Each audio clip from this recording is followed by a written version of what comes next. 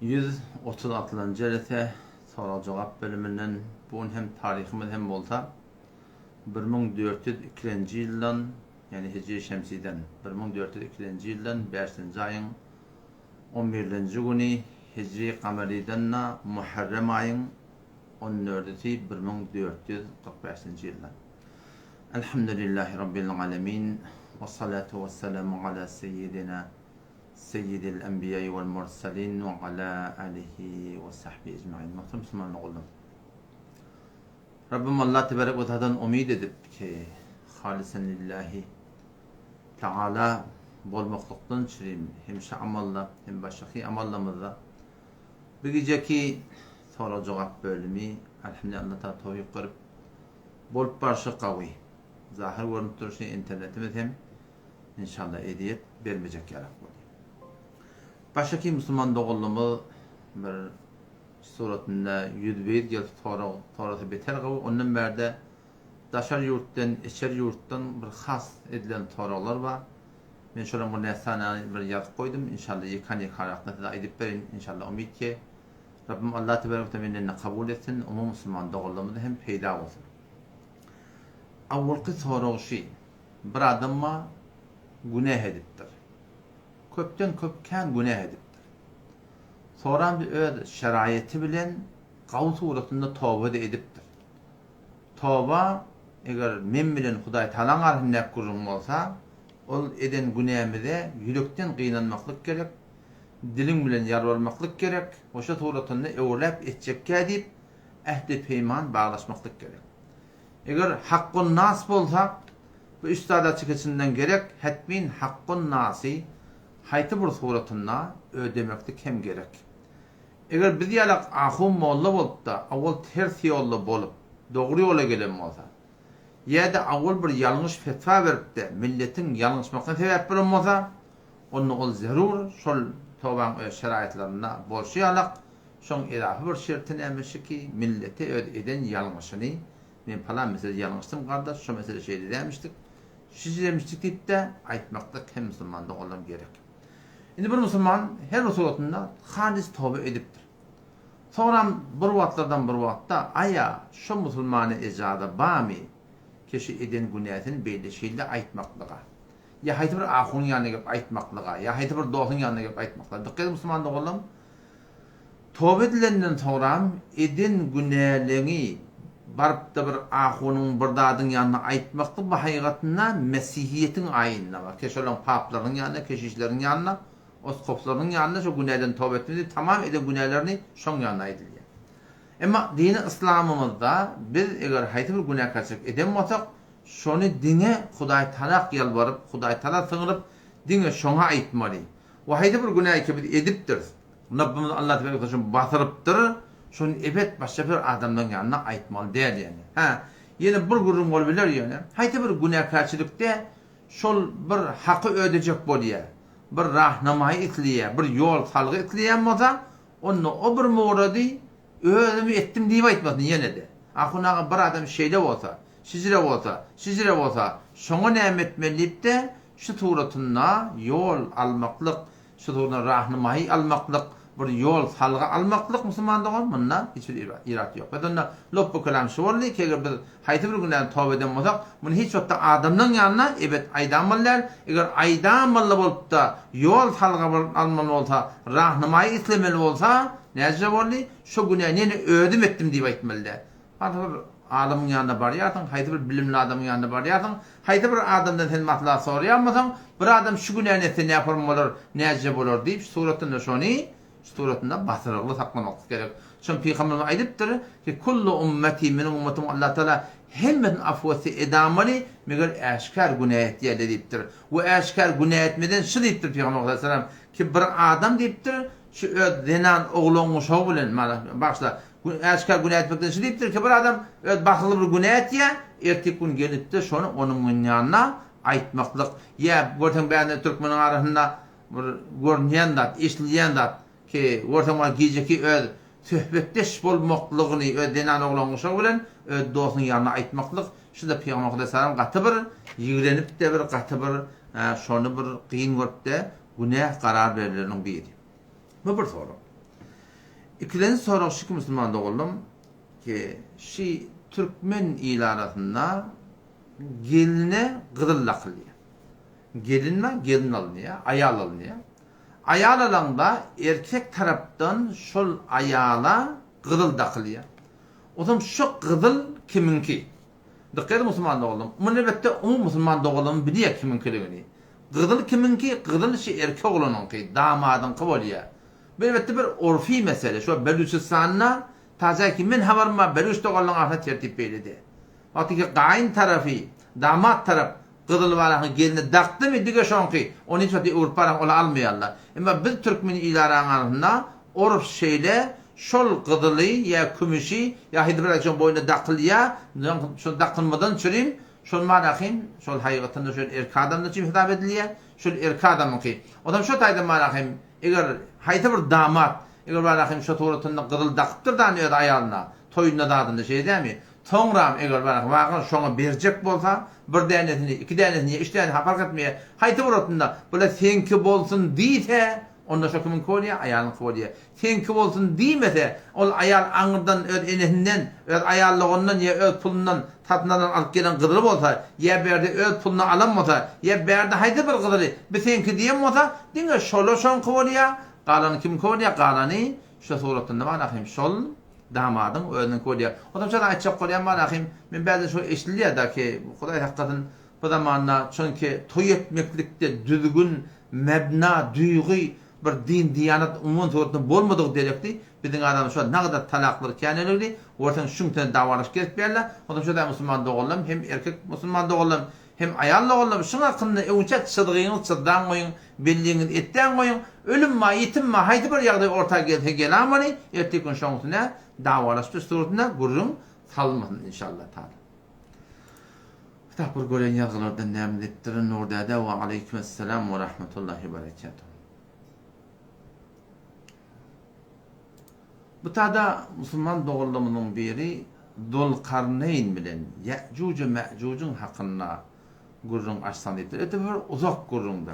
Bir uzak gurrun. Bunu inşallah men tazıga yazıp koyayım. Bu hakkında cüdegane bir gurrun vermek olur. Bir dağa, iki dağa, üç dağa gurrun değiller. Bir uzak bir desalı gurrun. O da inşallah tanıtıyım etten hakkında cüdegane soran bir gurrun inşallah verir inşallah. Xo'p. Yeni bir soru şey. Bazen Müslüman doğullumunun arasında şu an soğukçuluk var. Ertesi akşamda bizim halka zikrimiz var. Soğukçulukla gurrun edilenle şu soğukçuluğu kabul etmeyen adamların bir aytyan kepi var. O ne mi diye? Meğer diye kabırda diye soğukçuluktan soracak mı diye de. Kabırda soğukçuluktan soracak mı meğer diye. Hop atam ne mi? O vakti kabırda sorulacak tapmasa onun ne edecek o diye de. Ye mezhebi durman yerine adamlar var. Kabırda mezhepten soruluyam diye da. O vakti kabırda mezhepten sorulmayan mı diye. Mezhep neme gerek diye. Dikkat Müslüman doğulun öyle. Şibir avam feribi. Bir ham oğlanın fikrini oynuyor. Şu gururunu bilen. Eğer kabırda burada sorulmalı olsa. Soruldu. Kabrına sorul belli. Men Rabbuk. Ten Rabbun kim? Men dinuk. Dinin neme? Men nebiyyuk. Peygamberin neme? Şu üç tane sorul var kabırda. Şu üç tane sorun cevabı da belli. Hudaya doğru oraya doğurdursan şu tadı diline gelecek inşallah taala. Eğer kabırda burada sorulmalı olsa, o şu sorulmalı olanda şondan kulun gurun edilmeli olsa, o da gerekli zat olsa ona kabırda namazdan da soru yok kardeş. Namazın ne mi değil? Kabırda aradan da soru yok. Kabırda şu zekattan da soru yok. Kabırda şu durdan sakalın da soru yok. Kabırda şu doğrultunda var ahim, sana diyen hastan da soru yok. Eğer karar olsa kabırda bir soru bolmanla şoň üstünden gurrun etmeli olsa onu köp tatdan gurrun etmeli onu biliyor musun? Onun şu taýda Müslüman doğulum, şu duygu yanlış. Kabırda soracak sorulu belli ama şu sorulara cevap verilecek bolsa şoňa namaz gerek, şoňa arada da gerek, şoňa zikir de gerek, şoňa tilavet de gerek, şoňa ihlas da gerek, şoňa dogry sowçylyk da gerek Müslüman doğulum. Şu ummet İslam'da hayta bir alimi keşi, alem cihanna Müslüman ulamaların içinde alem cihana tesir koyupdur Müslüman doğulum.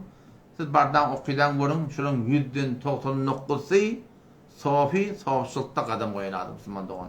Elbette o taraflı ne var yani? Hayta bir cemaati keşi musulmançılıkda şol ummata zerbe vurupdyr. Onda gıynan tapda köpsi şol ady sofurlardan. İki tarapda da gawda wa tereke de var. Her senetde var. Ahumollan da gaw tereketi var. Düktörlenki de var. Qaraslan da gaw tereketi var. Çörekhançydan da gaw tereketi var. Şäherdardan da gaw tereketi var. Bagışdardan da gaw tereketi var. Her senifde, her bir zamantta gaw tereke var musulmanda oğlum. Onça da falan tertipte telekeçilik öğretip o gaptan ep berme bolsa ondan musulmanda oğlum. Musulmançılıktan köp barahim adamları Hudaý haqqynyň kenary goýup da taşlamaly bolar. Yeni bir soru. Soru şuňsune ki zekatyny, sadakany kime bermeli? Ola sadaka bolmak bolanda bir boli nefil sadakamy. Bir boli wajyp sadakamy. Wajyp sadaka diýerse üçür bolýar, zekat bolýar, kefaralama bolýar. Aradan kefarati baş de jogajybatyn sene da. Aradan kefarat bolýar. Ya Hudaý haqqyň biri, maşin bilen birini bilmän kakdyraýa bilýärmi? Şo suratynda 10 kefaralar bolýar. Şo suratynda bir kefarla biziň boýumyza galýar. Otam. Peygamber Hudaýsyň öz mübarek aýdan sözüşi ki وَلَا يَأْكُلْ تَعَامَكَ إِلَّا تَقِيُّنِّ taamyny iýmesin meger bir hudaýlykly adam diýipdir da. Yani biz birini iýdirmek bolsak, içdirmek bolsak, syýlak etmek bolsak, hormat etmek bolsak, şol taam iýdirýän adamymyz zerur gerekli ki hudaýlykly adam bolsun. Oňa daýdan nefil sadakaňa ten musulmana ber, kafire ber, kafirden Yahudi bolsun, Mesihi bolsun, Ermeni bolsun, haýdy bir gerekli adam bolsun. Nefil sadakaňy ki ýoluňa bir şey getýärdiňa, bunu her kime de bersen bolýar, ýöne gözlemeklik gerek ki şaýa bagyn gerekli miye, gerekli dämi. Bu bir gurrun. Emma bärdäki wajibatymyzy hetmin musulmana bermeli. O musulmanyň içinde de musulman dogulan köpden köp günahkarçylykdan zana bolýar. Her kimde de bolýanda elbette binamada şurada kap bermeli denýär. Şu 4 mezhep arasynda Hudaý haqqysyň. Şu binamadaň üstüne gurrunma. Şu binamady sahabalaryň arasynda hiç kime kafir diýmerdiler diýär. Meger şu binamada kafir diýerler boldy. Oşa doratynda binamady öldürmeliýän adamda da baş 4 mezhepde. Fakat diňe bizim mezhebimizde men ýadyma düşýände diýen şu wagtda kime fetwa geripdi ibereýin. Bizim mezhebimizde şol binamady zınnani etmeli İmam Azam rahmetullahi aleyh. Tawbette çıkarmaly ýa-da çıkarmaly diýär. Şu ulamaly oturup da şu günähden üstüne gurrun açarlaryna hemme günahlardan beter haýdy günahkarçylyk güýçli araga içmemi, adam öldürmemi. Şoňa meni sorahym, ene taň ýençmemi, ogurluk etmemi, ýol ketmemi, reşwet almakmy, şoňa araga içmekmi, ýa haýdy burada hemme günahlar bir ýere şu günähden aňyr baş telekedi näme diýipdir diýen.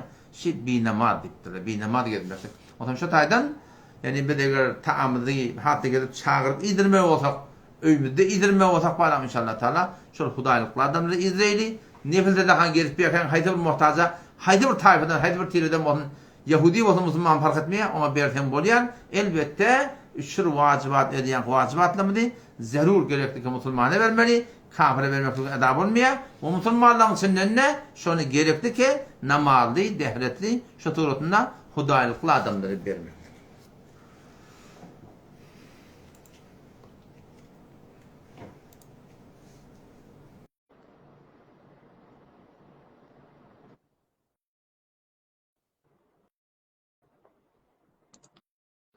Tada musulman doğrulumunun bir soruğuşu bolýar ki heley näçe gülle biri-bilen keşmeýän gelip başarýar. Dikkat musulman doğrulumda. Eger kepleşmesizlik yani adamsy narahat bolupdyr, denanasy diýeni etmekdir. Hak adamsy bilen bolsa diýen, hak adamsy bilen bolsa, onna Kur'an'ın o hükmüne göre vallati tahafuna nushuzahunna şu denana awal adamın aydıp diýmekde gerek. Öredip diýer. Doğan kardeşine aýtdylar, daşyna aýtdylar fark etmeýär. Aydıp diýmekde gerek. Bu bilen bolmasa onna Hudaý Taalaň ikinji hükmü näme? Wahjuruhunna fil madaji. Düşen gaýda talmak. Otaň gaýda talmak, düşen gaýda talmak. Düşen gaýda etýär. Bu bilen ne edip bolmasa salmalamaklyk. Salmalamaklıkta da imanı göğürtmekte adetinin hakkı yok. Bir yengil yelbi, bir kalkmalamak, kendimin umumen dotorlama şok edip aydamda ayağını bir vatte var canın yakta çalmalamalı olsam, köpçek bilen men vurum diye. Yani kesiyeti güçlü var ya, ama bir hiçbir zayi kalacak geliyor. O zaman çok kolyanım. Eğer erhli vurşonuna yankı adamsının vurşonuna narahatlığı hak bolsa o şatuğrutun sen edep etmeden çürüyüm şatuğrutunla ketleşmelerin bu da fark etmeye bir gün bulur, 5 gün bulur, 10 gün bulur öyle ne kadar köşede yani edep edecek bolsa şol muğdar ona ecada var Müslüman da olur. Ama bir suratında kemabını anıldır beyardırdan çiğim tada gerekli ki çalanmazlıkla bu günleri tavukta yamaçlarda mehri muhabbeti ara getirmektir. Pelvan sesin bariyer mi? Sesin bariyer mi?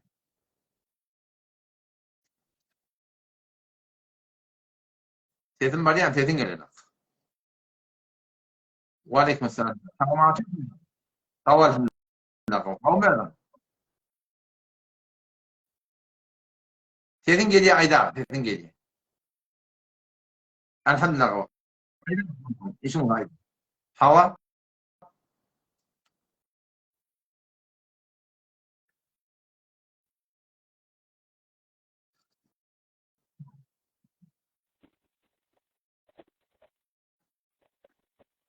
Havada Müslüman doğumunun soruğu diş doldurmak üstüne bulduğunda. Diş doldurmak hakkında bizim ustadlarımızın dahi Khurasan'na, Luchistan'na, o şu turutunda var dahi yankı ol adı ne ama yankı bir lazım meşhur Müslüman doğum soruna sorudu. Onu ben çıkarayım. Yani kenem. Senin doğru görene kimin katışıya soruna cevap vereyim. Böyle. Kıyın olmaya çıkartıp Müslüman doğum soruğu diş doldurmak üstüne bulduğunda. Bizim ustadlarımızda şu avvallarla, Khurasan'la, Beluchistan'la, Pakistan'la, Hindistan'la şol avvallarındaki şu gurun ortağı geldi, şunda da şun ayıbı yok dediler. Şu zamanın avvallarında bizim ustadın fetvası ki şu meselede diş doldurmaklıkta hiçbir ayıp yok dediler. Elbette Türkmen ilarasında şu bir 30 yıl olaydı bir gurun oldu. Doğru değil mi? Doğru değil mi? Doğru diyelim de valli, doğru diyelim de valli. İki taraf doğru öldüren delilleri var. O zaman bunlar ahırda elhamdülillah oturuştular. O zaman şu oturuşuktan 7 nefer başlığı var şu. Men kotadı yoktu öyle tan jelisen gurun eşinde. 7 nefer başlığın bir de kim Kur'an ahun takdir. Kur'an ahun takdir inale kim ben arkamda yani Mahmud el-Fetavai Zahidan mı? Zahidanı ki şu avvalın diş doğru deyip geldiler. Kur'an ahun takdir şöyle bir hevra katrak bir namı yazdı. Tahtakat suretine bir namı yazdı. Ona böyle devletim o cevap veriptirler. Kur'an ahun takdir de kapı sonra şu meselen hakkında sonra tahkik ediptir, rad ediptir, görüptir, şikep doğru. Odam, sübeti ki uzaklaştırmayın. Şol Türkmen Sahranın oturuşundaki soran şu diş doldurma doğru mu ya? Doğrudan hakkını oturuştular. Şu 7 başlıktan biri Kur'an ahundu. Şu kefinden dolan ne ayıbı yok dedi. Sözüm dikkat 7'den 6 doğru deyip durdular şu. 7'den 6 doğru deyip durdular. Elbette doğru deyip de aydan var ama izine aydan ne var? Ketenahun tasiri var. Şu hadimin havarın borçunda şu da irade yok. Doğru dediler. Ama sonra yine de kefini uğrup alallarına ben havarım var. Bu şurada çok koyanım Türkmen ilarasında tefavütüre henüz sözcüğünde doğru diyelim de var. Doğru diyelim de var. İki taraf toplamanın olan delilleri var. Yöne doğru diyelim köpti doğru deyip dolaşıyor. Ama çok koyanım bu bir izafe bir mesele dedi. Doğru diyelim ne? Doğru diyelim. Dişin diye ama onu kost dediğinde ağzını çarpmaklık fardı da. Hava o zaman ne yapmadı? O zaman diye ağzını çarpmaklık diye o da doğru tutuyordu. O da ne dedi? Soğuk yetenek diye. Fethonda kostun doğru diye. Dikkat Müslüman da olmadı. Şeriatta şöyle kıyınçılık yok. Tamamına şu an menşe ayağım olsa. Ayağımın topuğu yarlanmadı. Yar. O da bana o aradan çalıyan, kerem çalıyan, dolduruyan içinde. Beni de hak kılacak hava. Şeriat bana aşağıda şu ananın nituva vermedi ama. Ayağı yumalı. Su değmeye orta biliyor musun? Kerem yarık yerleri değmeye. Şeriatsa şu ayrımalı ittirana. Ne mi diyor? Üstüne su ver. Şimdi bir yenilmişlik. Dişinden tek şimdi yapacak yere su değmeyenle ayaktan da sıcak yarık su değmeyenle onda yumaklık var, bunda yumaklık var. İşte de şeriatta kıyınçılık var ya deyip şuna icare verdim. Ya hemen kadim Türkmen denanının 4 örüm saçı var ya. 4 örüm sen aşağı koydum orada 5 ondan işi var orada öyle. Kitap degenen gururun şunu yanak yağdaylarda denanlara kıyın var ya. Ha bu ne metin?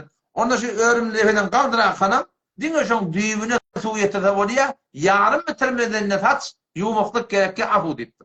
Bizim ulemalarımızın dediği şuna mendeş deliller dişte doğdurmasam bir tek manakım avval başlara gelişin alya sonra da manakım ödü ondan ona mın dirdinin ödü bir diş ağırdan adam ölmez sonra mana hiç kim gelmer diyenler urip bestanda sana ne molya dişin ağrı ödü kavura dik Türk diyorlar bir akvakat yan yok bana medeni adını da derler kulada ben ödüm keni hakikat çok oturmak ulan ikisi ulamalı bir davalaşma gurun değil diş dolduruyor adam doldurmayacak adamı ödü kavuruyor bunun sana bir hiçbir davalaşıp yermeli der Müslüman'da olur.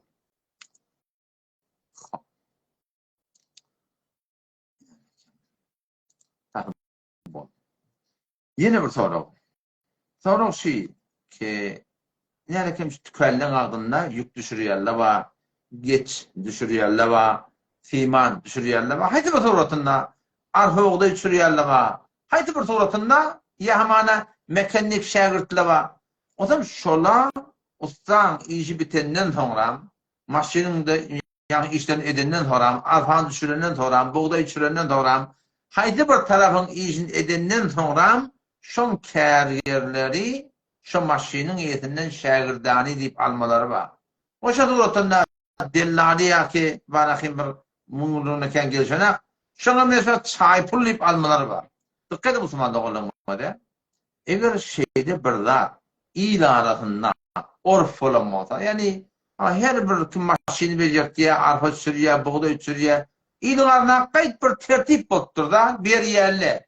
Hem bir duramazsa onda bir duramazsa sen onda ben şagirtlik hakkım ver, men bana şuna çay pulum ver, birdadım ver deyip şu doğrultusunda dilep almaklıkta irat yok. Çünkü bir orf bottur, el-marufu kel-meşrut diyen yani bunda bir irat yok. Elbette durum var.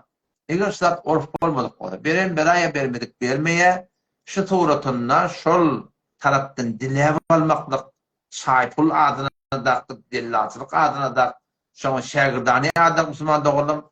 Şu dilem almaklyk ba wagtyki ýylyň arasynda berjek ba, bermejek ba. Rady ba, narda ba. Ýüze gandyryp, utandyryp, ýene burada edip, haýtyp oturup dilem almak Müslüman dogun. Bu dogry däl.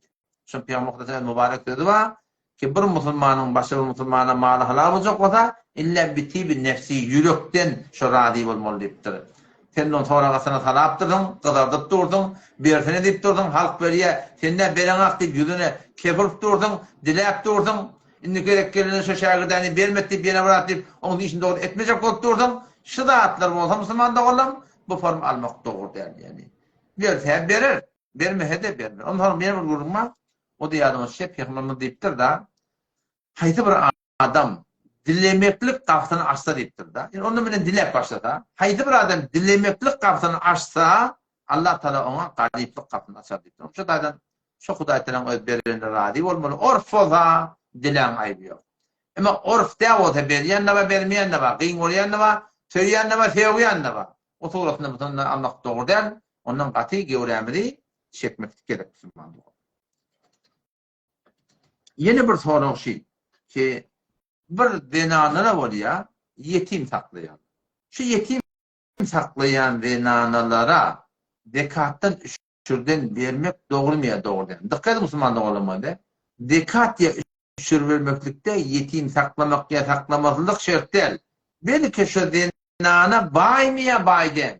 Eğer şu denana pulu bağ olsa, malı bağ olsa, nisap diye de nisap. Yani 20 mıskal kızıl mıqdarçı şoň kızıly barmy, kümşü barmy? Ya kızıl kümşüni pulunu işlerinde, tapçak teklerini işlerinde. Şoň şu mıqdar maly bar bolsa, o yetim saklayan bolsun, saklamayan bolsun Müslüman. Eger maly bar bolsa, şoňa bermek dogry. Arada bir denana aýrly bilýän. Şu denana aýrly. Otam şu da hamana bir yetim saklap duran denana. Ölünden sonra ortadan marahym nagadar pul çykypdyr diye öýünden. Milletde ko haberi yok. Ne kadar kırıl çıkıptı diye sonra öğünden orta bana ödür ola kamır bayın vermiştik diye. O da şu zaten üşürmedi, zekatımedi. Dine yetim takdiye edip verip olma. Brad evini, ardını, sağını, torunu iden, soran, varlı olsa gariplere verim. Dine yetim saklanma bilen ola bay olsa Müslümandan olara değmeyer yani. Şu tane sonra katı haberdar olmak gerek. Şuur. O zaman Yine bir soru. Çörek hanadan edafa çörek almakta. Hatta yandan bu bölümü de düştüler memleketimizde. Çörek ağdalı pulahaz, yani çörek hanasından tehmiyetini ağdalı pulahaz, ola kom bir gurrun bolu çörek almağa. Her suret. Çörek hanadan çörek edafa almaklık ve de hemen sonra yol muhaliyansı da. Yol muhaliyanına ne istersin? Bolatı 4 tane var. Kafında vardan da hem de doğru. Her öy başında da belli bir tehmiye var, şu belli değil. O da şu suratında var akıyım. Vakti ki çörekhanan çöreği milletin ödüne doğru yetmeyen. Sen bu tadan var 4'ten 5'ten tefe durup biliyem bir hanı vardan. Onu sen o tadaki de koyununa sığırına veriyem olsan bunun asıl doğru. Ha o da oğlun ken. Oğlun ken diyorlar. İki olup almadan yetmeyen olsan o sana ne diyorsun?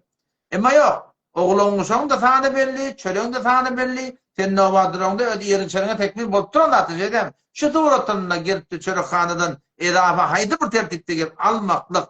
Onun mal gara it kusa yine burada vermekte Müslüman'da on. Mun günah kaçırıklığına hiçbir gurun yok. Elbette burada bayını çörekhanem çöreği turşuk kalıptır. Hülada doğru pişmeyen kalıptır. Haydi bir doğrutuna edafa kalıptır. Edafa kalınmasa öz kıymetini alırsın gidersin. Malı versin, neyme versin, sonra verirsin. Emma millete çörek yetmeyen duran yağdayına şu doğrultunda gitti var sen bana beni bir yol oynap haydi bir tertipte millet otada bana yiyecek çöreğine dar ottuğa tebda 4'ten 5'ten yine bıraktın etti şu doğrultumun atıp sığırına mal qarağına vermeklik bir kardeşim çemçebilin yığınanın çanaklarını dökerler bunu iş etme mun günahkar çıktığını Müslüman'da on hiçbir şey yok yani şu bir milletin hakkıda devlet için subsit bilen adı kıymet bilen yani beriye ne bilen söyleyeyim bu mal qarağını de adamlardan artmadan bunu var ahim suratında beylit almakta Müslüman'da on aslında doğruda öyle kamır günahkarçılık. O zaman yeni bir soru ki kağıt adamlar oluyor kav diş oluyor dedi ama arada biri ben diş gördüm diye ki Kur'an'ın her ayetinde bir tane ferişte gördüm diye. O zaman bana anladım 4 tane ferişte geldi diye. O şaturatında ben gömüleceklerim kök edildi diye. Bir gen rahatlar et diye. Şuna ben Müslüman'da oğlum diş görmeklik böyle bir boşluk bulup başarıya. Eğer şuna adam bulup bir şey şeriata oraya bolsa. Bulup bir şey Kur'an'a oraya, sünnete oraya, halaldan taygat. Ben adam kav diş gördüm bu bir boşluk. Elbette mınyalak dişleri Müslüman'da oğlum mağrur bolamırlar. Gurur alamırlar. Hemen azap bir diş görünü. Mine beter yağızada bolmalı. Falan bolmalı. Men son falan bolmalı Müslüman'da oğlum. Şu an şu diş gelecekten bir haber. Sen şu bolup duran yağdayına oraya. Gelecekte eğer biz üyt getek Huday Teala da ben öğrecek deyip dururken ki Suriye Esra'da anlatan diye oyun ottum oduna diye Huday Teala. Eğer siz iyide ayıksanız biz de iyide ayıdak deyip. Siz de uğursanız biz de uğurdak deyip Huday Teala. O da şu dayda o da bir boşluk. O da böyle aydıp bir tankarmak, mağrur gurur almaklık da gelişmeye. O şu doğrultusunda o da yüreğinde saklapta bir boşluk tedavi etti inşallah. Allah'tan umid etmektir ki benim inşallah yanınızdan imalı gitmektir inşallah. Yine bir soru Seyfiye doğulurdan soruyorlar. Hayır Seyfiye doğulurdan alpbarlayan yolu hak mı ya hak değil. Dikkat Müslüman doğulum. Hak ya nahaklık ada var mı? Hak ya nahaklık ada var mı? Hak ya nahaklık ehzin vel cemaat bir Hanefi mezhebe paybent bulup Hanefi mezhebin düzgününe oraya yürümekte var. Bizim Müslümanlığımızda iki dağda katı ehemmiyet veriliptir. İki dağ beter muhim. Şu iki dağ doğru olsa kanun dağıtır gün meğun doğru olur oraya. Şu iki dağ doğru olmasa gün meğun bozulur oraya. Bire iman etiqadım. Haydi bir dağlık etiqad etmeli.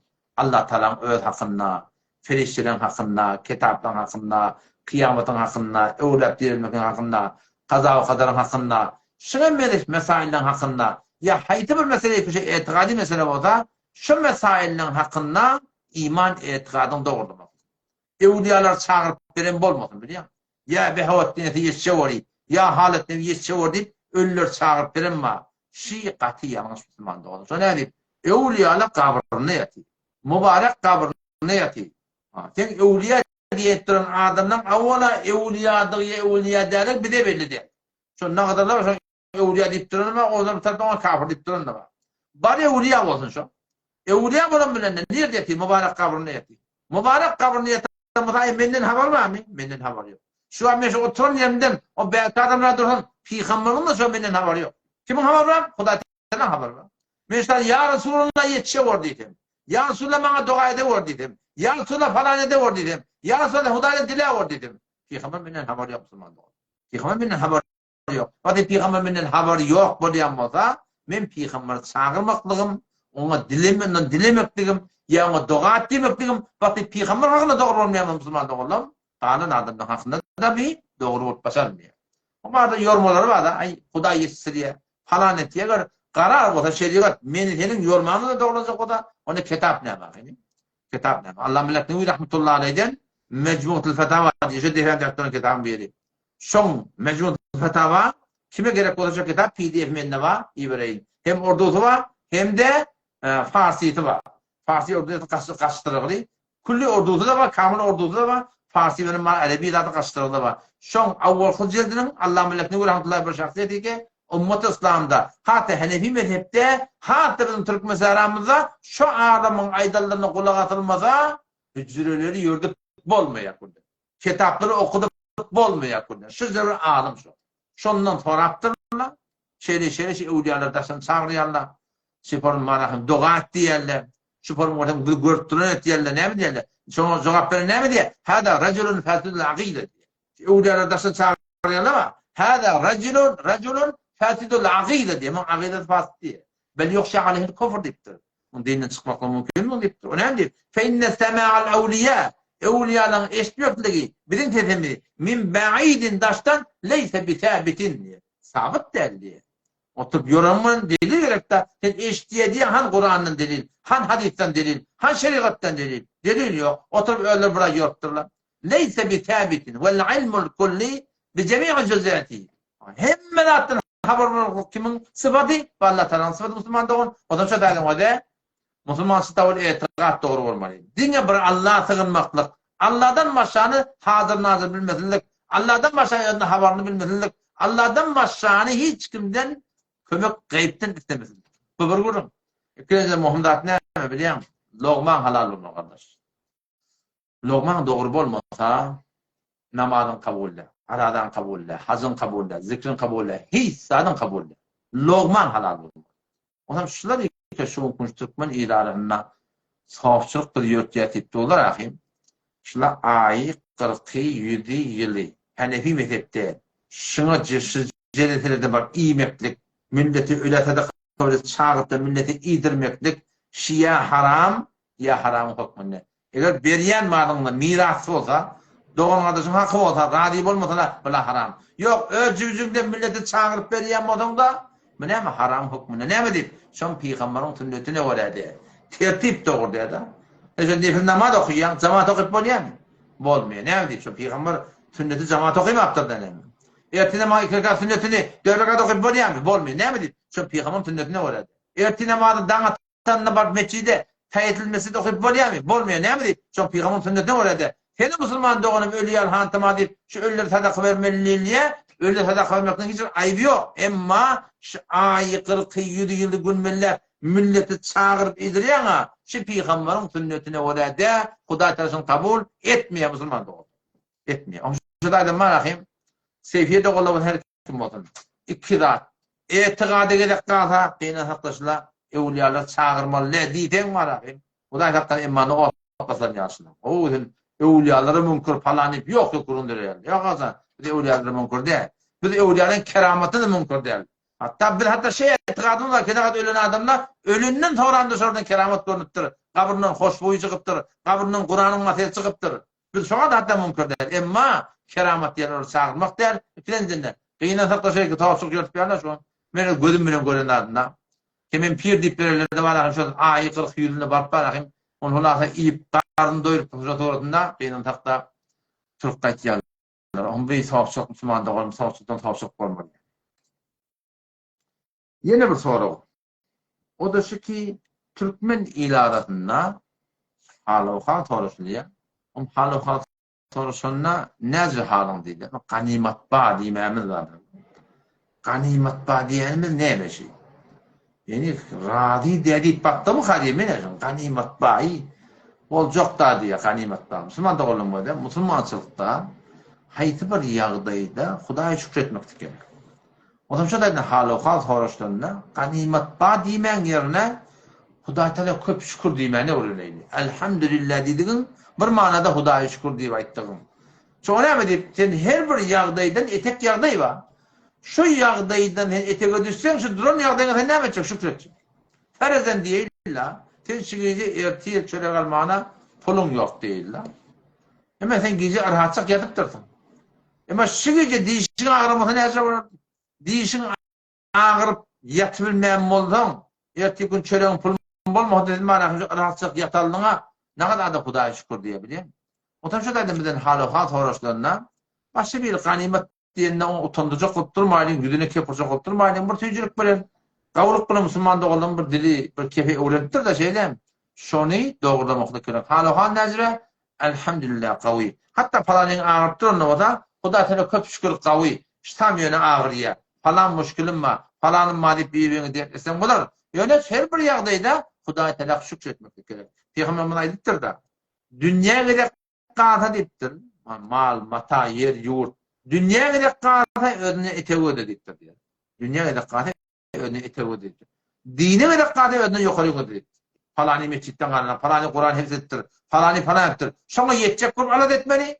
Diniň hakynda, dünýä hakynda özüne etewede demeli. Ki hem maşynym bar, köp adam maşynda ýetdi. Men motorym bar, köp adam motorly ýetdi. Men çarkym bar, köp adam çarkly ýetdi. Men iki ayağım sağlam, köp adam agzaklar biriketdi. Men agzaklar biriketdim, köp adam mesela ayağı yok ki agzaklar ýalap bilýär. Ondan şu da her bir ýagdaýda Allah Taala köp şükür, elhamdülillah diýmek öwrenýdi. Haýdy bir adam şeýle bir suratynda men ganimat babyrda diýdi. Oňa da bollugynyň, mümkin bollugynyň utandyrmanjak bir jemde bar, hem hiç bir ýüzüne atylmanjak ahlak bilen inşallah Taala oňa da şol kepin bir gelişiklik kep diýerler inşallah Taala aýdyp da düşündirmek gerek inşallah. Müslüman doğulan biri buraya gelirse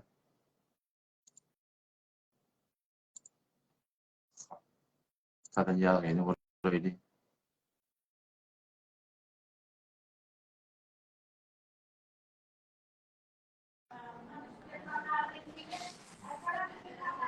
Selamünaleyküm. Selamünaleyküm. Anılan sesim var ya mı? Sesim var ya mı? Selamünaleyküm. Bolmam. Bir musulman doğumuz sonra koydu. Aya bir musulman adam Mesihini alıp bilýän dipdir da. Bu sonra daşyat ýakykatta. Bir musulman adam hiç wagtda kafir kalıp basarmy ya? Bir musulman sünni şiýany almak dogry değil. İki tarafın fıkhında da dogry. Ne sünniýiň şiýany fıkhında dogry, ne şiýany fıkhında dogry. İki taraf da dogry değil. Sen hem gelip bunu ondan soramakdym bilýär. Şol zindigi degen zindigi etjek, ýaşajak da sen. Durmuş kurjak sen. Sen hem agydan bir bolmasa, düşünýän duýgyň bir bolmasa, ertekin ölen oglan uşaga näme bolmaly? Näme derdi biladiýär bilýärmi? O gurrun daşşaty henir ki biz Mesihiden, Yahudiden birat hele ýalmaklyk ki bilkul aslan dogry däl ýani. Emma ondan bärde hen şu şeýle ýalanynda da iki tarafyň fıkhynda da musulman dogan şuny dogry bilmeýärler ýani. Başga soraw. Tada musulman bilen sorat näme düşünüp bilýärmisiniz? Namazda işa imam bolam. Ýakyn namazda imammışdyk. 20-däki adam men salam bermenden önce o da bir adam imamın yerine üyüyse, haýsy suratynda o zaman imamdan öwçe salam berse, o namazı kullun namaz bolmaýar, o adam namazyny öwlä okuymak gerek. Ha.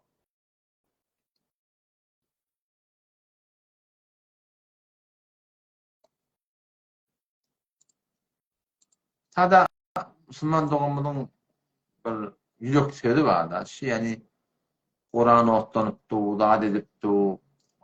Müslüman doğumuşun gawul ekimeni hakyny gurulmaýar. Wa daky Müslüman doğumda men şu alparyan Diyanat yolunda men bir tertibim var. Şonu men özüme tertip tutun olayım. Ki hayta bir hak kep var, hayta bir aydılmalık var, aydılıp du, deyilip du, bular yerli yerine aydılıp du. Ama men şoň üstünde var ahim için gelip meni evliler aytjak bolup zat etjek bolup durmak da oldu. Aydılıp du da aydılıp du. Bes men wezife musulmanlardan bitti. Ama yok, hayda bir muret var ki şu taada aydılmanlı. Ve men aytmasam dina zerbe düşecek. Diyanete zerbe düşecek. Men elinden gelip duran dadı men aytmasam başa ayıp duran yok. Başa edip duran yok. Men şonu etmesem dini zerbe gelecek bolsa, dini kemçilik gelecek bolsa Müslüman doğan. Men şu taada canım niyet edigili, canım can bilemek, malım mal bilemek, avladım avlat bilemek, olonsam bilemek. O taada canından geçigili. Ama belki de atla var da biliyorum, belki de atla. Buna aydılttı da biliyorum. Onun her bir dağıtta şunu postlarına mı koyadak benim şeyden? Onu zaman ilerleyip durasın, ilerleyip durasın. Bırakıp Türkmen geçin okuyacak diye de biliyorum. Bunları bana edeyim.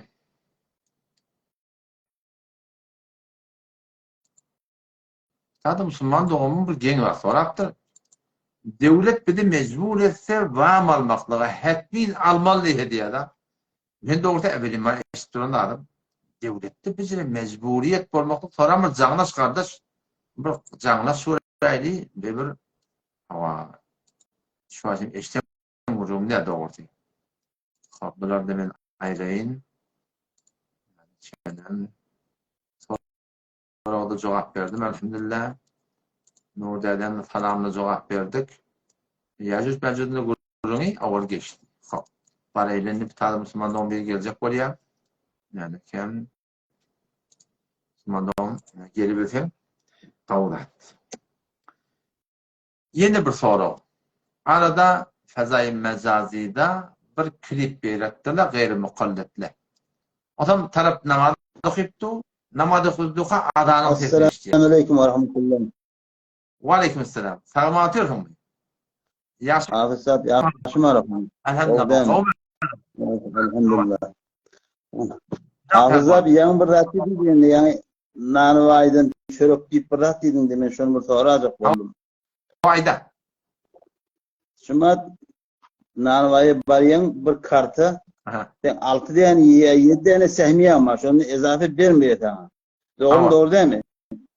Sen de geliyorsun öyünceden 2 tane mesref edeceksin, 3 tane mesref edeceksin. Kalanın malını veriyorsun, bir rahat edeceksin. Katip kaliyetin demişlerin. Bunda şu sehmiyen var diyorum.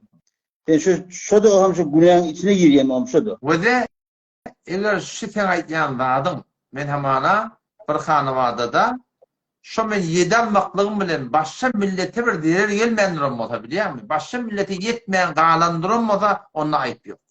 Ama yok. Sen şimdi almaklığın bilen başka kimler yetmeyen alayan olsa işte bir muraat etmeyen Müslümansın. Bilgen, şunu biz almasak da var değil mi? Başka kişi alıp gideceğiz şunu. Ha ve de Ama biz almasak da şu nanıvatçıda şunu var değil mi? Bir formatçı ki yetiriyor şunu hemmetini. Şu duran adımları yetiriyor. Şu bir miktar verip yetiriyor duran adımların hemmetini. Kopşu da var da yankaydan vurum da. Eğer Müslümansın başka kim Müslüman doğulluğumuzda şu çürükten marahim öğretmeyen kamil alıp gitmektik bilin. Onlara bir ağrım narahatı düşmeyen olsa nefi besin sana verilen temiye neyme mesafetten edersin. Ama yok şunu bir kamillanmakla mı verin? Bu tabi kemçilik geliyen olsa şu Müslümansının şerniler onu etmeliler. Doğru. Esselamu ve rahmetullahi ve berekatuhu. Selam ve rahmetullahi ve berekatuhu. Yankı soruğa baraylı. Arada bir klip paylaş edildi Fezai Mecazi'de. Gayri mukallet mezhebe durmayanlar arasında. Mezhebe durmayanlar şu bir tane hadis görse, diyor şunu göre akşam şuna amel edecek o başlarına. Ama mezhebin adamlar ne demek diye, mezhebin ulemaları hadisten hem metin diğerine üçüp bir mana çıkarıyor. Fark şol Müslüman'da. O zaman bir yankı taraf Allah'a bir namazda duruyor. Namazda duranı şudur, yankı tekbir etmeğe duruyor Allah. Farz namazda. Bu da şudur, hep bir ansık gidiyor. Dikkat Müslüman'da olunmalı. Fezai Mecazi'de hep göre dağını anlattırmalı. Belki mezhepteki adamlar mezhebin alımlarını sormalı. Hanefi mezhepte tertip şöyle o da. Ben namazda durdum, nefil namazıma, ya sünnet namazıma. Şimdi ben namazda durdum, rukuğa gidemek. tekbir edilmağına dursa hem ütülep bir gitmeli. Esselamu aleyküm ve rahmetullah. Esselamu aleyküm ve rahmetullah. İktileri bana salam verip hep bir gitmeli. Fardına karşı aman ben fardını okuyordum. Sonra sünnetinde kadağını alırdım. Elbette o de. Eğer ben bir rekate englenme olsam, bir rekate englenme olsam tekbir edildiğini, yenilecek yine bir rekat koşmalı, 4 rekat niye ettiğinin ayıbı yok. Yenilecek yine bir rekat koşmalı, okuyakan yenilecek, yenilecek diye bana sonra bir adi, midadi, üstelik de ayıpla oluyor anda, Kıraat suran yenilecek, ettehiyyatını okuyakanın malahim, kalam berakanında gidakan şu tuğrutunda malahim, ol haka şu tuğrutunda iyi mutlaka icadı var. Sırallah namazı duha malahim, anıdan tekbir edilen, şuduna çık gitmek Müslüman'da olan bir Hanefi mezhebin tertibine öyle doğru dedi. Bir soru geldi deyip ben olmuyor soru görmedim. Yine bir soruğa varaydı. Soru şuntune ki yani geçen hacıda görünen de bu da hakikaten pul veriyerle diye meni hac ettik diye de eğer pul vermeklik bilen adam başka bir adama hac edip bilen olsa onunla bir namazın da işi yenilenecek, aradan da işi yenilenecek biliyor musun? Hem bir adı pulun edama o hadi yanda. Bu da Müslüman da olan kullen bir yanlış kurun da. Men umra giden olsam ya asli hacıma giden olsam o şu suratını var ahim başka ki Müslüman doğulanın yerine umra etsem sokağın şuları bağışlatam bununla bir ayıp yok Müslüman doğulan. O şu suratına eğer var ahim hekim var ahim şunu hac farına gittiye ya başka bir yerine gittiye bedel sokağın 10 kozunu gittiye bununla da bir ayıp yok Müslüman doğulan. Bu suratına o hacı da adı var ahim şu suratına var ahim haki edip olmuyor. Yeni bir soru hacın hakkında. Onu işte yarımızda aytam kavurur. Bir garip adam boynuna hac farz bolmaktır. Curos'ta kreden taptı da gidiverdi haca. Baktı hac farzını bitirdi şu musim haçta. Sonra yeni ülkelerine bayipti diye hayır bir yerde ortaya gitmek diye. Ayet şu boynu yamaçlardan hac etmeklik farz. Farz mı yok mu oğlum? Hayır bir garip adam gariplik bilen hac farzını bitiremezse öwürläp şoňa şu suratynda hac farz şoň boyuna sagat bolsa ýa-da hac farz etmekde on boyuna farz der Müslüman. Şu surat. Yeni bir soru Müslüman oldum. Geçenki yani şleflerine sorulandı hatta. Ama Müslüman oldum da şu men niye gawu bolasym gelýär diýdi. Düzülesim gelýär diýdi. Men näme etmeli soruyor. Dikkat Müslüman oldum da. Bir gawu bolmaklyk. Awala bizim hemmejimiz eniden doğamızda qawy. Biz soňra doğan kardeş, ene ata, daş teolek bizim ütürmekliğin sebep bolýar. Peygamber näme kollu mawlidin her bir eneden doğuyan çağa şo diye dünya gelende var ahim bir dost soğurca musulmançylyk mı dünya gelýär. Sonra ene ata şo mesihiyet diye, yahudiyet diye, mecusiyet diye diýen fazla boldun. Musulman etiye değil mi Peygamberimiz söylüyor. Şimdi dünya gelemizde berfette de pake, Huda peresti, Huda'yı tanımaklık diyen yağday bilen Huda'yı bir dünya getirdi. O zaman o dünya geleminde bir kavim içtik yani. Sonra bir ne ata doğan kardeş taş teoretiyaklı bizim bozulmaklığı da ya şu doğrultuda var ki 3 cömertliğine sebep oluyor. O da şu da o da bir kavim olacak bu da. Dünya geleminde kavim içinde haraplandır. Kavim olacak bu da. Oşa kavluk da bizde kalacak bu adam Müslüman doğulam adından da üstad etmeli. Böyle dua etmeli. Namaz okuymaklığa, arada tutmaklığa, zikretmekliğe, kavu işleri etmekliğe, günah kerçitten kaçmaklığa, günahları terk etmekliğe ne dua etmeli. Beter muhimde. İkilemizden de şey, kavu adamla bilen gelmeli. Sırahaten hadise geliyor. Peygamber Aleyhisselam ne ettir biliyor musun? La tusahib illa mu'minen. İmanlı adamdan maçlarda mı gelmedik? Yani gelip adamın teleki adam olmasın. Hudaylıklı adam olmasın Peygamber. Şu beter bir tavsiyelerden dava adamla bilen gelmeli ve teleke yoldaşlardan hem kaçmaklık gerek. Teleke diyeyimde aragıçıyan yardım açmıyordun. O da teleke çıkıyor. Telek çeken yardım açmıyordun. O da teleke çıkıyor. Sigar çeken yardım açmıyordun. O da var ona kamar ayıp. Yöne binamadan ağırda teleke adam. Binamaz bilen bolluğunun oturuşmadan, turuşmadan bir sırada işmedem. Oşa duratını var ahim şeyle bir yağday anadın içinde bolsa şu işte bizde o da inşallah hem kavulunur hem inşallah kavuluk birbirine dağılır. Doğamız kavuş etmekle telek işten kaçmaklığa, dava adamla bilen gelmektik, telek adamlarına kaçmaklık. Adam işte kâdım Müslüman doğan soruya da ağa diye. Bizim işleyen yerimizde diye de, bizim işleyen yerimizde suratında diye bir namazla var. Şu namazı kıymayan ne var? Bir ne mi değil diye de. Etmeni için Müslüman doğan dua etmedi. Şunun önünde de bir cavan olan bana diye teşekkür etti. Şunun da şunun teşekkür etti. Ki ağa ne oldu ben çünkü ben adatım şey taraf anladan her kim olsun bana fark etmiyor. Soruyor ben sen kim deyip soramak. Ben öyle ulak koşup bir tanıştık kasamadım. O ben şunu da zamanında sen kim deyip soramadım. Bana ağa değil ben teşekkür etti ya. Ne benden için dedim ben. Ona ben bir vakana deyim vurdum şeyle. Kimin falan dedi işleyen sonra bir namazçılık sağlayıp ne mi deyineyim aydım sen dua et dedim. Huday Teala beni bir iyilik getirdi. Kimin hem bir adım zayini diye. O da şöyle Müslüman da olmadı. Haydi bir yağdaydı gelip bir et değil mi? Şu yağdayda necat tapacak bolsan, şun yekece yani yaradan. Şu yaradan yeri tabağı asman, yeri tabağı yeri taklaptıran Huday, hem bir taklaptı Allah Celle Celaluhu, eğer bir diyar varsak ya Rabbi Allah, beni sana oraya uğrasın diye. Namazlı yoldaşım olsun, namaz dehdime aranışmasın ya Rabbi Allah, hem dünyam hem ahiretim talim alacak yoluna. Ben elteor ya Allah deyip öğrenen diledim Müslüman doğan, yakin hiç yoktu hen horetmirler, hava. Huday Teala sana yol açar. Ona şu dedim hakkında hiç yoktu kemçilik etmedik inşallah. Hop. Cezakumullah ve aleykümselam ve rahmetullahi ve berekatuhu.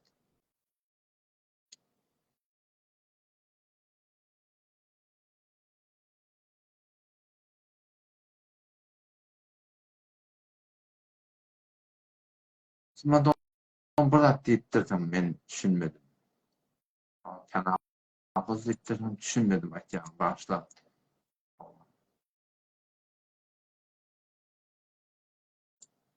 Burada sorattır ben düşünmedim mektebe. Hop. Adam Müslüman doğum bir yeri gelecek buraya. Bir göreli gelip diye. Men yanındaki yadığlı daşar yurdun sorularının bir soru şey. Ki 154. ayet Sure-i Bakara'da, 169. ayet Sure-i Al-İmran'da, 58. ayet Sure-i Haç'ta. Allah Tebarek ve Teala ve la tekulu limen yuqtalu fi sabilillahi emvate. Allah Teala'nın yolunu öldürülen adamla var da, Allah Teala'nın yoluna öldürülen adamla var, şehit bulan adamla var, şoları siz ölü değmeyin diye de. Ve ölüden bilmekten bel ahya belki şöyle diri diye. Sure-i Bakara'da geliyor. Velakin la teş'urun. Siz bilmiyorsunuz diye. Bir haberimiz yok diye. Yani şunun diriliğinin hayatından siz benden haber yok diye. 169. ayet Allah Teala Teala şol yeni de şuna meğnesi ayete aydıp bel ahyaun belki şol Allah'ın öldüren adamlar diri inde rabbihim yurzakun. Rablarının yanına rızık veriliyorlar dikti. Sonra yine ferihine bime atahumullah. Hoş ol ya Allah, zaadet yerle diye. O da bir şey iki tane ayeti oturup ben de Müslüman doğullamadım.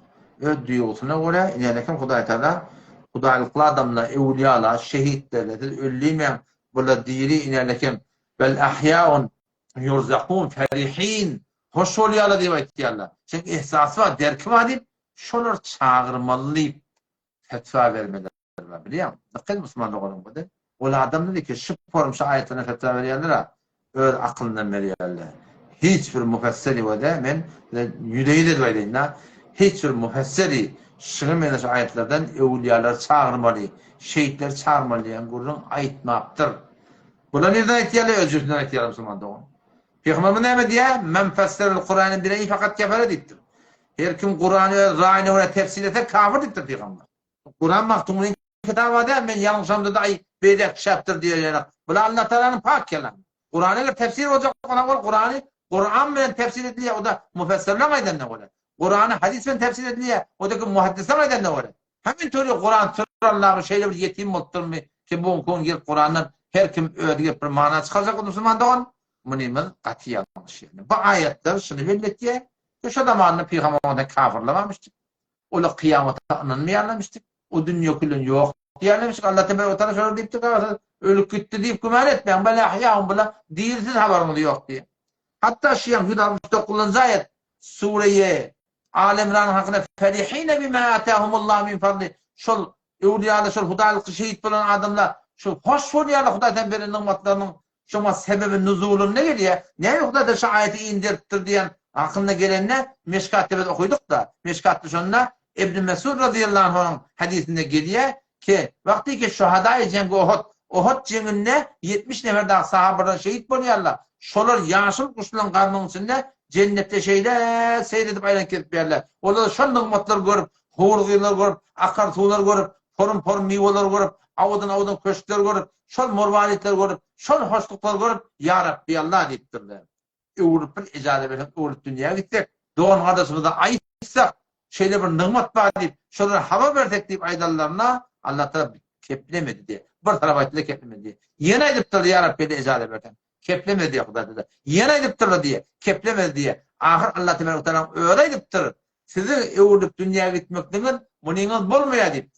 Min ilmi ezelinden geçti. Bu dünya adam ve min varaihim berzahun ila yevmi yub'asun. 100. ayet Sure-i Mu'minun barda okuy. Ve min varaihim berzahun. Ölüp gidip de o dünya geçen adamlar alem berzakta ila yevmi yub'asun. Ta kıyamet koyunca arada perde var. Ola anında oluyor. Biz beyerde oluyorsa Huday Teala şu taada sizin evlep barmaklarınız bolmaya ve onun ilmi ezelinden geçiyor.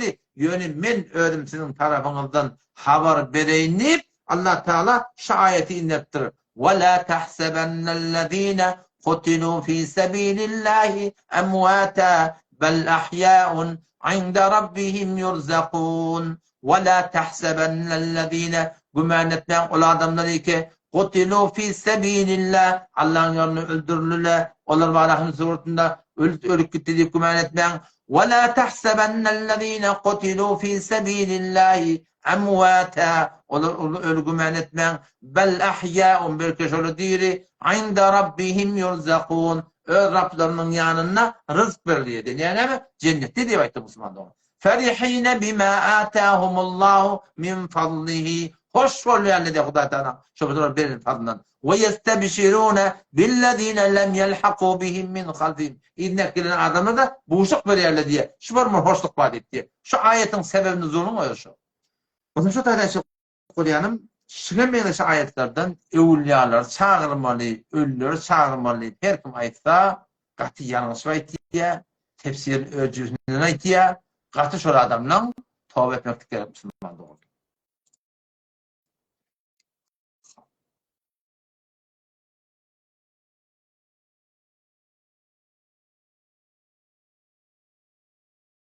Tada Müslüman doğumlu burada soraktır ki hayta bir küfrünü bir adamın adına atlamaklık irat da mı Müslüman doğumunda bir irat yok. Şun adına, şun yadına, şun tığlığına, şun hormatına koyuluptur da bir hukm-ı şer'i de bütün ilmindekiler de öldür koyuyor. Elimizde bolan da bile bir irat yok. Yani irat neye mi de biliyor musun? İrat şun için kişi falan köfrüğünü falan tahsirin adına falan bolvarı falan tahsirin adına falan tahsirin adına falan ahunun adına şun eklerini yapsın koyuptur kardeş. Şii set dersi haram. Hanefi mezhepte şey esen doğru. Olur ki elinden geliyor doğullarından kardeşlerinden şöyle ekrar etmektik ki ekid değil. Turanda adın öyle doğunun etiyalak hiç o da halal bolmaya. Ekid doğunun etiyalak hiç o da halal ne? Ekid yani canlı adın ekidde. Deryadan Mekke'den Medine'den bilmeyen cengillen o deryadan irat yok ki. Canlı adın ekidin gurunu. Canlı adın ekidi fakat şınasnama, gözername, kimlik, pasport yine burada devletin mecburiyeti yanatları var. Şuna menleştir. Amul işi burada hatta oraya defterlerde kelip biçip öğretmen bolanak. Şun yanak bir zaruret bolan yerlerine ecazı var Müslüman doğru. Köprünün kaptanına var, tahtilin etini yaşıl kaptan Müslüman doğru. Elinden gireyim hayır. Bu doğru değil doğru. Bu doğru değil. Müslüman doğum bir yeri buraya da gidebilir mi? Kadim çağrı nedir abi kurbanım oldu? Senden ben havarlaşsam da aklım çağrıyım. Sağın kendin oraya ediyeten Türkmenistan'da doğumu biraz soraktı. Hayır. Canlı. Hava. Selamu aleyküm. Ve aleyküm selam. Damak. Kan. Bilen. Adam. Kamak. Doğru. Selamun aleyküm. Salim kavmum.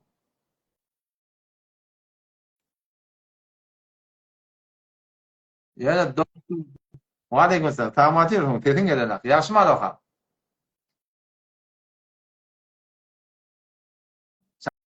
Salim dedin gelmiyor.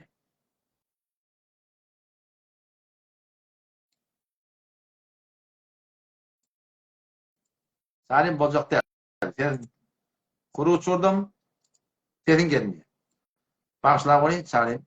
Bu Müslüman doğumu Türkmenistan'ın toraktır ki damak kan bilen doğa okumak. Yok Müslüman doğulam. Bunlar hem de halaf şeriat. Doğa avvala hekim öde okuymalı. Namazını soram Ayatul Kursi'ni okuyup Peygamberimiz ölümde mesela derman. Erti namazdan sonra okumalı doğala var. Akşam namazdan sonra okumalı doğala var. Yatacak onu okumalı doğala var. Asıl şıdartları hekim öde okuymalı. Ve ondan merde de dakıncak da bolsan, ılımına amal ettiyen alimin yanına bar doğa Kur'an'ın sünnetten almalı. Ecada var. Şu doğrultunda bu damak kana bırdada bila Müslüman doğulam aslında doğru dereceğim doğrultunda hak etmektik. Asıl olatlara kolaylaşma. Ha. Buradaki elhamdülillah açıklandı. Sure Muhammed sallallahu aleyhi ve sellem tefsir etmekle karavadım. Bu at bolmar.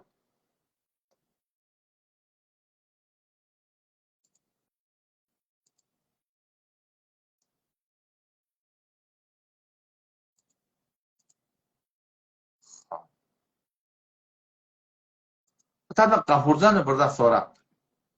Ki dekat Tuing dekadını soraktı. Tuing dekadını ditti da.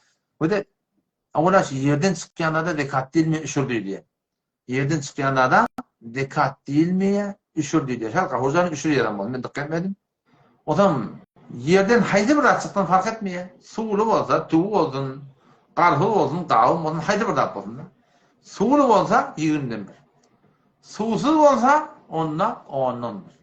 Eğer fazla dikkat edin bir yere 5 sorulayanmasa, yer 5 sorulayanmasa, sen 2 sorup dursan, 3'ü de kalıptır, suğsuz hesap oluyor. Şimdi biliyor musun? Eğer 5 sormalı olsa, 3 sorup dursan, 2 sorusu kalıptır, suğulu hesap oluyor. Eğer ortağa dursan hemen, yani şol, suğulu hesap oluyor. Şu doğrultunda, şunu eda etmek gerekiyor. Bu tarzda Müslüman doğumun biri şehitlerden soraptır. Ne çaparım şehit var diye. Dikkat edin şehit ne çaparım oluyor. Bir oluyor, şehid-i dünya oluyor. Şehid-i dünya. Bir şehit oluyor, ahiretin şehidi oluyor. Bir şehit oluyor, dünya ahiretin şehidi oluyor. Şehid-i dünya ne mi? Sen şu Belusistan'a barsan da, kavrulun başında şehit yadık. Böyle ne mi diye soradım. Siriye satıp, kança borma, kaçakçılığı edip, vurttur öldürtür ona şehit diye. Ve dünyanın gururun gerektiği, din yok arada, diyanatın gururun değil. Dünyanın gururun gerektiği bir adam öldürürse, o adamla bir yerde şehitliği ediyor. Onu dünyanın şehitliği diye. Ahirette o şehit olmuyor. Bir sefer adamlar bile ahiretin şehidi. Ne yaparım o? Adamlar bu dünyada şehit olanı bilir. Kudayta şuna şehitlik derecesini bilir. Eti kıyametin kurbanına şuna şehitlik derece verdi.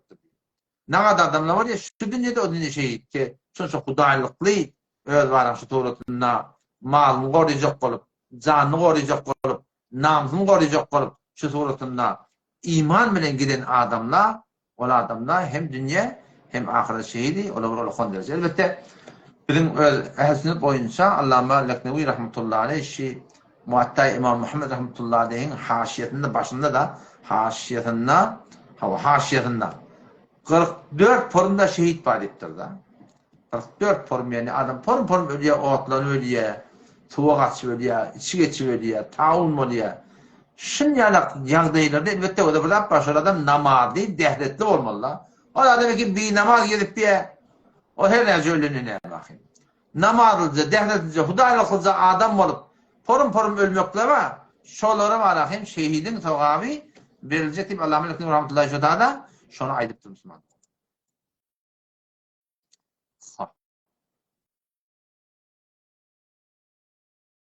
Böyle Müslümanım böyle. Cezakumullah. Allah kendine razı olsun.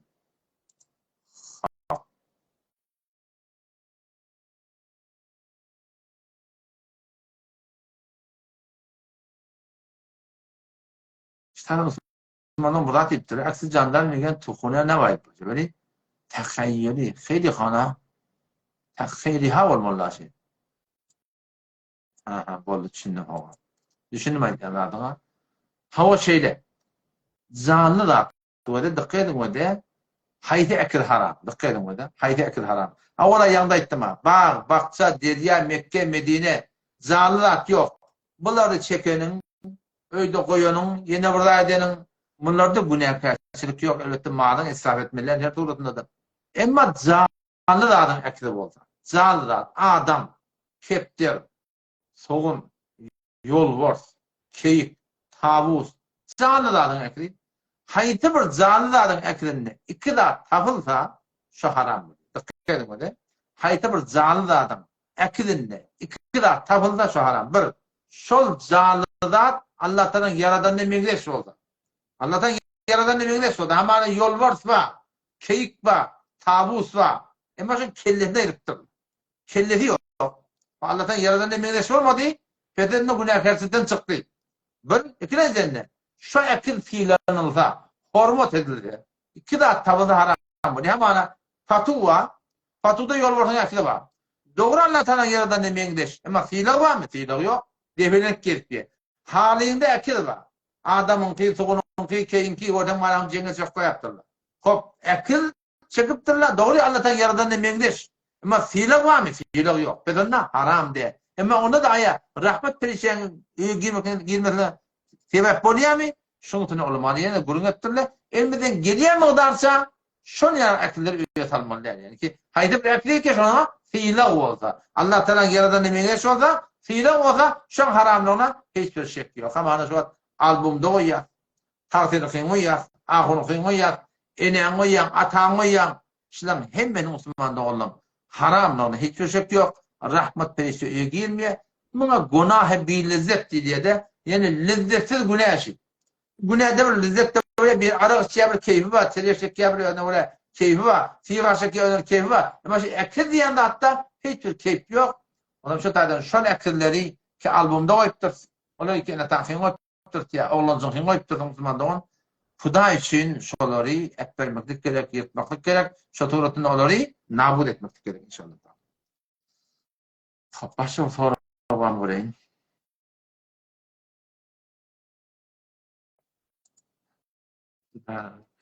Taze Müslümandan bir soraptır. İte, ata, at koyunun. At koyunun ayıbı yok Müslümandan. At koyunun ayıbı yok.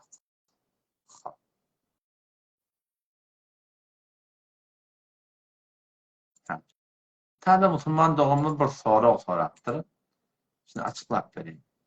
Dikkat edin öyle. Bir adam deyipti, men kän kaza namazyň mugalygyny näçe galany bildi diye da. Näme deýin? Dikkat edin öyle. Kaza namazyň näçe galany belli bolmasa, ama sen bir günde 5 wagt namaz kılarsın. 10 wagt namaz kılarsın. Niyet edende ahirette alan ersine barın. Ahirette alan ölene barın. Şeyde gidivermeli.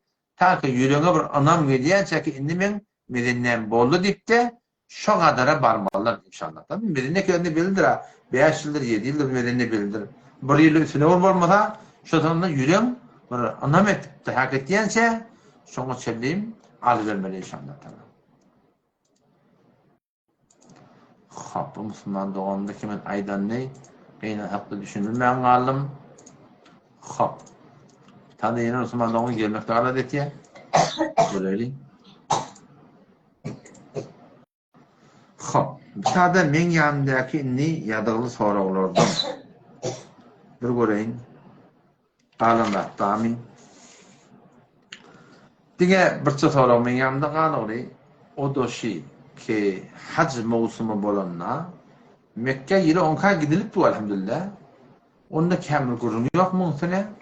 Şey hac farz bolanna mulhidler, ateistler, Müslüman köp falançı milyon mülkit yerler. Şonna bilan Müslümançılıkta şol haca abadatımıda etdiyen harzımız bilan damarına deyip Onustada gurun turmandırıyorlar. Bunu garibe versen o demi falan etsen o demi. Dikkat Müslüman da olamada. Eğer hac bizim boyunda farz olsa, Peygamberimiz diptir da hayti bir adam boyunda hac farz olsa, o da gitmese tavanayı yani başarıp durup gitmese o Yahudi öldün ya Mesih öldün deyiptir. Şıpırım yığılanlen da, şıpırım ayıp bilinen da, şıpırım günah bilinen da. O da bir şey de adam o da bir adam boyuna haç farz bolsa ol hetmin o gitmedi.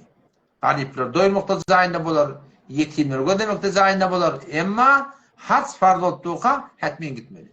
Elbette haç farz diye olsa, umre haç olsa, senin de evvelin var Mekke'nin göresin geliyor da bir hevayatın var. Gidesin geliyor, göresin geliyor. Bu bir Müslümanın her kim yürüyen hevayat var.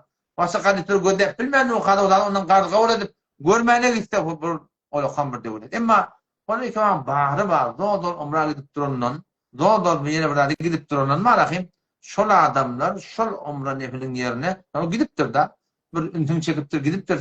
Şol teorine garipler var, muhtaçlar var. Şoňa meňeşe gerekli ýerde Müslüman dogulam, şolaň harj etmekligi gaty bir gerekli zat ýani. Hudaý taala söýjek zady şey. Ýa-da bir gidipdir, farzyňa farz boldy.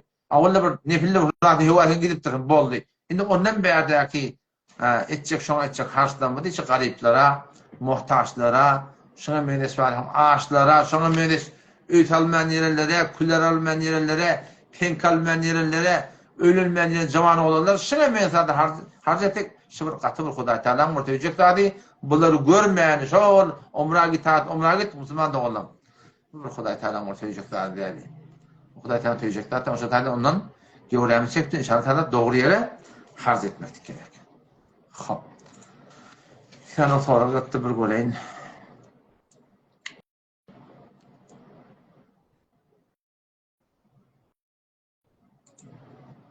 Tada Müslüman dogum burada sorapdyr da böyle. Şi namallyk bolýar, Allah Taala adiýet guldy Mekke'de burada atdy, şunu batalamak, Mekke'ni batalamakda bir günah diýmekde kyn. Ulan Mekke'nin üstüne çykýarlar, o Mekke'nin defene çykýarlar diýen bilen ekdi. Maňa bir günah diýmekde men şu açyn gören ýerim ýok. Evet onda tiýlagdy söýrekdi, hormat deripdi depelenmese beter gawlat. Elbette şu Allah Taala ady bolsa awala şonu ýazmaly. Yattırı dokmalı var, dokiptirle yattırı, şoň adynyň üstüne dehersiz elinde degilmek dogurdy. O şaturatynda deherlemekde Müslümandan bir olağan bir günah kaçyk bundan gaty gewlen çekdik. Türkmenistan dogan bir soratdy. Gaýgy bolýar, hatyn okamak diýip bolýar.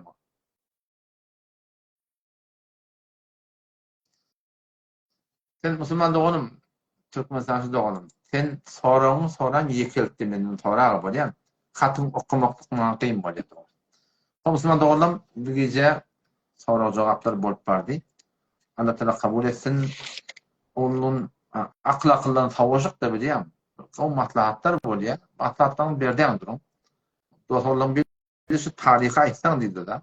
Taryha aýtsaň 1445-nji ýyl Arap aýdan musulmançylyk aýdan Tameriden şuň 14-nji gün Muharram aýdan we Şemsiden 1402-nji ýylyň 5-nji aýky Murdat bolsun şoň 11-nji gün şuň. Allah hemjeme kabul etsin. Cezakumullah hayran. Bu gören ýalgy berdirler. Tadı sonra Müslüman doğum sorapdyr. Ki adam atany näme üçin cennetten çykarlar? Allah Teala şu taada kullu cenneti şol adam ata enemiz Havvaň ihtiýaryna goýar. Ve la taqraba hadis şejere bir bağa şoňa ýakynlaşma diýipdirler. Şondan ýeten onna uğur doğru denen habar beripdir. O tapdan iblis de ba, o da cennetten kavran, cennetin daşından adam atan wösüz etýär. Enemiz Havvaň wösüz etýär. Ki Allah taşından iýme diýip aýtdy, "Lan takuna melekayn ferişte bolýaňyz, aw takuna minal halidin." Sulahym şeýle ve qasamahuma qatam içip, ulata şolary anandyrdy diýe da bir form. Anandyrdy diýe, "Fanasiya Adam." Adam ata diýe, ýatdan çykardy diýe. Allah Taala şu iýme diýendi. Ondan şu turutyny iýipdir we şol iýmeklik sebäp bolýar adam atamyň cennetten bäritde şunda çykaryp da ýere indirmeklik gibi şonu oglan uşaklary. Evet bu hakynda edýän soralar kän da. Hudaý taşan iýjim bilýän bu beýdip durmaly. Bu da Müslüman dogulam. Hemme dadi bajagar akıl bilen ýerine getirip bolmaýar. O lokon derýa bilen agyanus. O lokon derýa. O lokon deryany küýde jaýlap bolmaýar Müslüman dogulam. Elim jahannama botturda atlaba. Mun hemmetini akıl bilen yorup Oğlanıp anı yetip bolmaýar. Biz şunu bileydik, biz insan hudata yaradıp, akıl huş beripdir, peygamberler de iberipdir, hem de musulmanı dünya getiripdir. Ha. Doğru yola koyup biz şunu bileydik abi, şu yol bilen gitsek dünya kadar abat bolacak. Bir yol bilen gitmekle dünya kadar bibat bolacak. Ona kafirler göre musulman mutbelle musulmançılıklar bidilerden öwüt çykyr musulman. Nenalar musulman bolýar kafirler. Şol yüzüne Ruben grup hesaba gelýärler. Men bizim musulmançylygyň hesaba bolýar.